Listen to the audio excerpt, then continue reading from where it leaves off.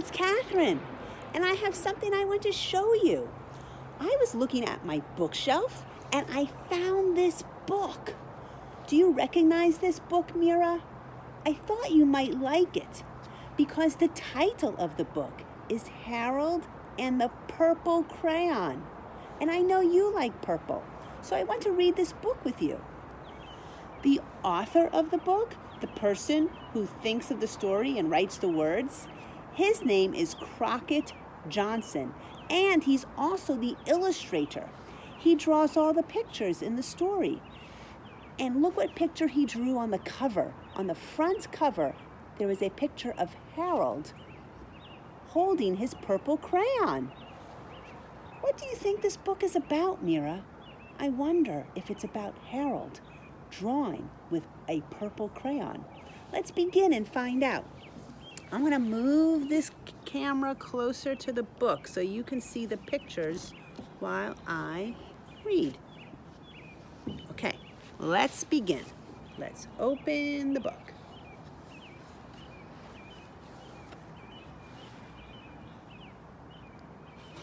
That's not the first page. This is the first page. Now let's begin. One evening, after thinking it over for some time, Harold decided to go for a walk in the moonlight. There wasn't any moon, and Harold needed a moon for a walk in the moonlight, and he needed something to walk on.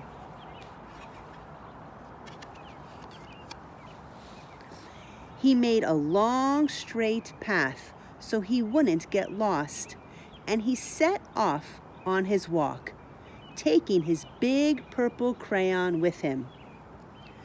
But he didn't seem to be getting anywhere on the long, straight path, so he left the path for a shortcut across a field, and the moon went with him.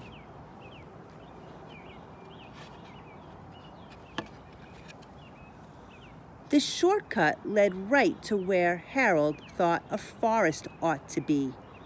He didn't want to get lost in the woods, so he made a very small forest with just one tree in it.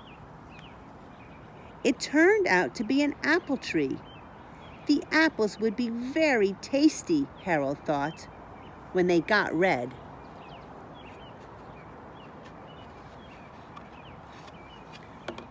So he put a frightening dragon under the tree to guard the apples. It was a terribly frightening dragon. It even frightened Harold. He backed away. His hand holding the purple crayon shook.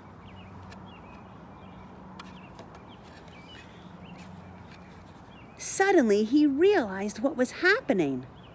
But by then, Harold was over his head in an ocean. He came up thinking fast, and in no time, he was climbing aboard a trim little boat. He quickly set sail, and the moon sailed along with him. After he had sailed long enough, Harold made land without much trouble. He stepped ashore on the beach, wondering where he was. The sandy beach reminded Harold of picnics, and the thought of picnics made him hungry. So he laid out a nice, simple picnic lunch. There was nothing but pie, but they were all 9 kinds of pie that Harold liked best. When Harold finished his picnic, there was quite a lot left. He hated to see so much delicious pie go to waste. So, Harold left a very hungry moose and a deserving porcupine to finish it up. And off he went, looking for a hill to climb to see where he was. Harold knew that the higher up he went, the farther he could see. So he decided to make the hill into a mountain. If he went high enough, he thought he could see the window of his bedroom. He was tired, and he felt he ought to be getting to bed.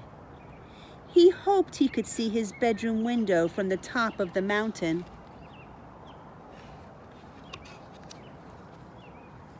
But as he looked down over the other side, he slipped.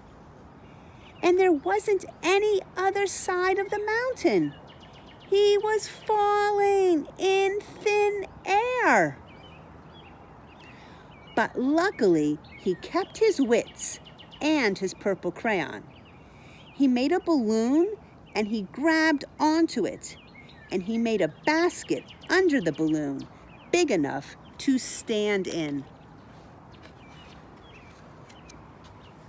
He had a fine view from the balloon, but he couldn't see his window. He couldn't even see a house. So he made a house with windows, and he landed the balloon on the grass in the front yard.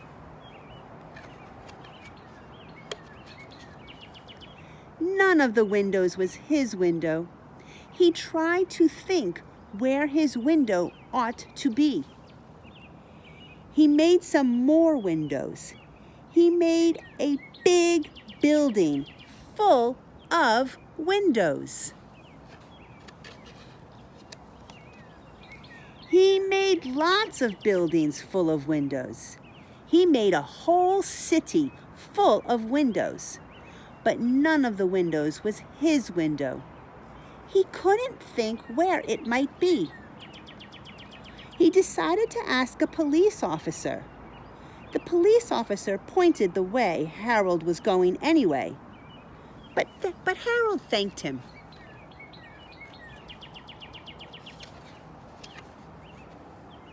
And he walked along with the moon, wishing he was in his room and in bed. Then, suddenly, Harold remembered. He remembered where his bedroom window was when there was a moon. It was always right around the moon. And then Harold made his bed. He got in it and he drew up the covers. The purple crayon dropped on the floor, and Harold dropped off to sleep. The end. And Mira, did you notice that I am reading this book to you outside? I decided to come outside to read the book, and I put on my purple coat to read the book outside. So now I'm wearing my purple coat, and I have a purple crayon, and I'm going to draw something. What should I draw? Look what's right near me, Mira. You see this branch? This branch reminds me of the tree that Harold draws when he has a forest with just one tree in it. It looks a little similar. I think I'm going to draw that with my purple crayon.